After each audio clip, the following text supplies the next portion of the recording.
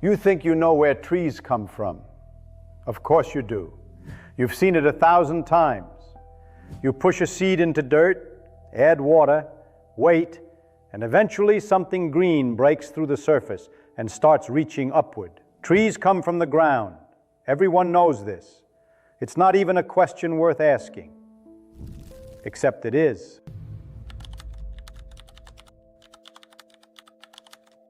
Because here's what nobody ever stops to think about. A mature oak tree weighs around 10,000 pounds.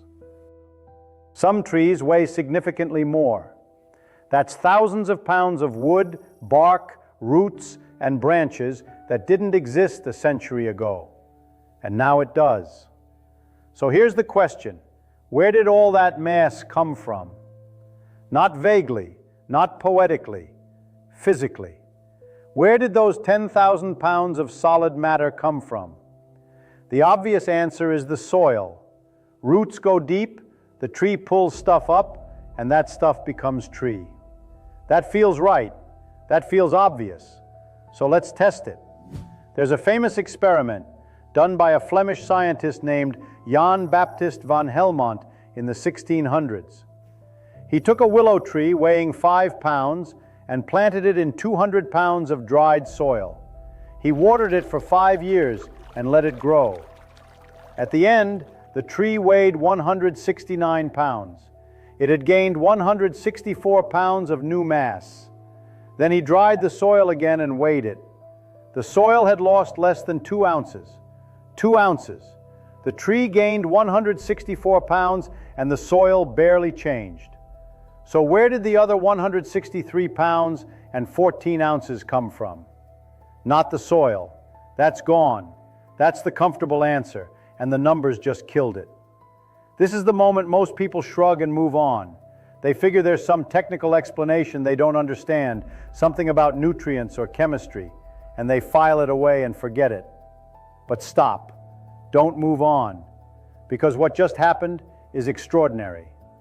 You watched 164 pounds of solid physical matter appear out of essentially nothing, and you have no idea where it came from.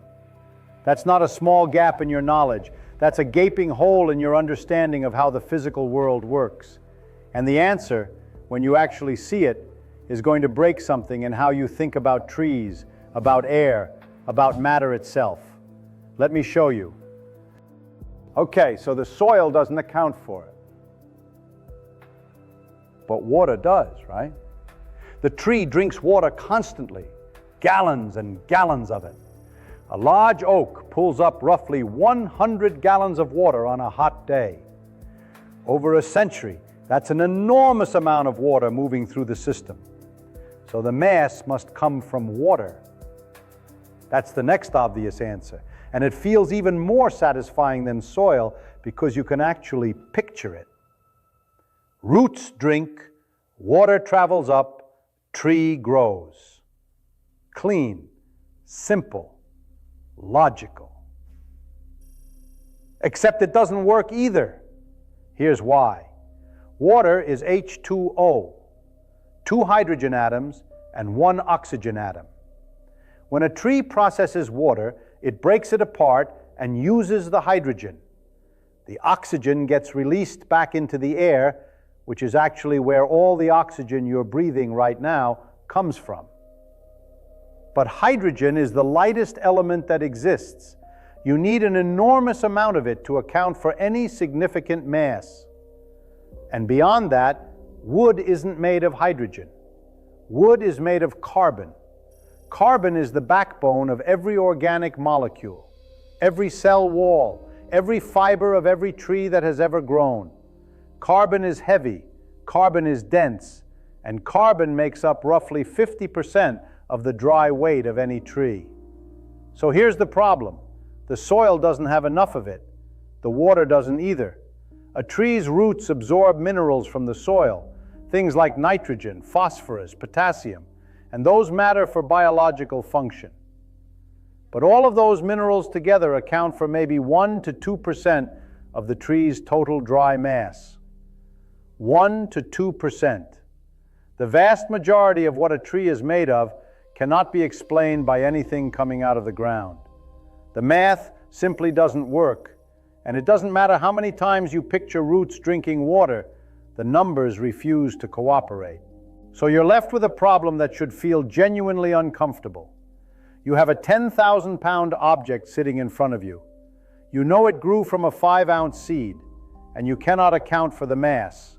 Not from soil, not from water, not from anything you can see going into the ground.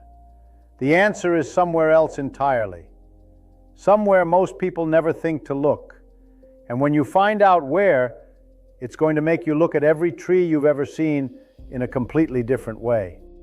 The mass comes from air. That's it. That's the answer. Not soil, not water, not minerals, not anything you can hold in your hand or see going into the ground. Almost the entire physical mass of a tree, the trunk, the bark, the roots, the branches, all of it comes from an invisible gas floating in the atmosphere. Carbon dioxide, CO2, the stuff you exhale, the stuff that makes up 0.04% of the air around you right now. That is what trees are made of. A 10,000-pound oak is, in the most literal physical sense, solidified air. When Van Helmont ran his experiment and couldn't find where the mass went, the answer was floating right in front of his face the entire time. He just couldn't see it because it was invisible. Here's what's actually happening. Trees pull carbon dioxide out of the atmosphere through tiny pores in their leaves called stomata. The CO2 flows in. The tree breaks it apart. It strips the carbon out of that molecule and uses it as raw building material, chaining carbon atoms together into long, complex molecules. And those molecules become everything: glucose, cellulose, lignin, the rigid fibers of wood itself. The oxygen that's left over after the carbon gets stripped out gets released back into the air, which again is where your oxygen comes from. The tree is essentially running a disassembly line on thin air, pulling invisible molecules apart, keeping the carbon and throwing the oxygen back out. And that carbon becomes wood. Solid, dense, physical wood that you can touch and cut and burn. That is not a metaphor. That is the actual molecular mechanism. For a second, just stop and sit with what that means. Every plank of wood in every house ever built started as a gas. Every wooden table, every ship, every forest, every piece of paper you've ever touched was once invisible CO2 drifting through the atmosphere. Trees are machines that reach into the air and pull matter out of it and stack it into solid form, using nothing but sunlight as the energy source. Van Helmont was right to be confused. He just didn't think to weigh the air. And honestly, why would he? The idea that something solid comes from something invisible violates every intuition you have about how matter works. But that's exactly what's happening. Every tree you've ever seen is crystallized atmosphere. Let that land. Then let me show you how. You learned the word photosynthesis in school. You probably remember something about sunlight and chlorophyll and oxygen. You passed the test and moved on. But you were never shown what's actually happening. And what's actually happening is one of the most extraordinary physical processes in the known universe. Let's go through it properly. Sunlight hits a leaf. Now that sunlight is not just warmth or brightness. It is electromagnetic radiation, oscillating electromagnetic fields, traveling at 300 million meters per second, the same fundamental force that holds your atoms together, the same force behind magnets, electricity, and chemistry. When those electromagnetic waves hit a chlorophyll molecule inside a leaf's cell, something remarkable happens. The energy from the light gets absorbed by an electron in the chlorophyll molecule, kicking that electron into a higher energy state. That energized electron then gets passed along a chain of molecules called the electron transport chain. And as it moves, it powers the construction of ATP, which is the energy currency cells use to do work. That's the light reaction. Energy captured from electromagnetic radiation and stored in chemical form. Now the plant uses that stored energy to do something almost unbelievable. It takes CO2, a molecule that is completely stable and has no interest in being broken apart, and it forces it open. It strips the carbon out and uses that carbon to build glucose, a simple sugar with the formula C6H12O6, 6 carbon atoms chained together with hydrogen and oxygen attached. That glucose is the first solid thing in this whole process. The first moment where invisible atmospheric gas becomes an actual physical molecule the tree can use. Then the tree takes that glucose and does something even more impressive. It chains thousands of glucose molecules together into long repeating strands called cellulose, which is the primary structural material in plant cell walls, and into lignin, which fills the spaces between cells and gives wood its hardness and rigidity. Cellulose and lignin are what wood actually is, and the chemical bonds holding all of those molecules together, the bonds between every carbon atom in every strand of cellulose, in every tree, in every forest on Earth, those bonds are electromagnetic. The same force, always the same force. Sunlight, electromagnetic radiation, hits a leaf. The energy gets captured and used to forge electromagnetic chemical bonds between carbon atoms pulled from the air. Those bonds build glucose. Glucose builds cellulose. Cellulose builds wood. Electromagnetic energy becomes solid matter. That's not a simplified version. That's what's happening. Now take that and follow it one step further, because it doesn't stop at trees. You eat food. That food is mostly plants, or animals that ate plants, or animals that ate animals that ate plants. Every calorie you've ever consumed traces back to something that grew by pulling carbon out of the air. Which means the carbon in your muscles, your bones, your brain, the carbon in every cell in your body right now, that carbon was atmospheric CO2 not that long ago. You are not made of earth. You are not made of water. You are made of rearranged air, stitched together by electromagnetic bonds and powered by ancient sunlight. Every carbon atom in your body has a history. It floated in the atmosphere as CO2.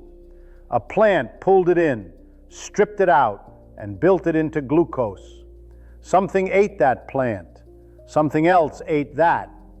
Eventually, the carbon ended up in your food, then in your body, forming the molecules that make you, physically, you. And before it was in the atmosphere, that carbon was in some other organism, which died and decomposed, releasing it back as CO2 to float free until the next plant grabbed it. Carbon has been cycling through living things and the atmosphere for billions of years. You are a temporary arrangement of atoms that have been part of countless other things before you and will be part of countless other things after. That's not philosophy. That's chemistry. Feynman used to talk about how a flower doesn't lose its beauty when you understand its biology. It gains something. Knowing what's actually happening doesn't flatten the experience of looking at a tree. It deepens it. Because now when you look at an oak, you're not seeing dirt that somehow stood up and grew bark. You're seeing hundreds of years of sunlight made solid. You're seeing electromagnetic energy captured from a star 93 million miles away, used to forge chemical bonds between carbon atoms pulled from thin air, stacked atom by atom into something you can climb and carve and sit under. The tree isn't drawing from the earth. The tree is drawing from the sky, from the sun, from the air itself. And you, standing next to it, looking up at it, you are the same process. Different arrangement, same mechanism. Sunlight captured, carbon bonded, matter built. You and the tree are running the same fundamental trick, just in different directions. If you want to keep seeing the world for what it actually is, not what it looks like, subscribe. That's what this channel is for. New videos soon.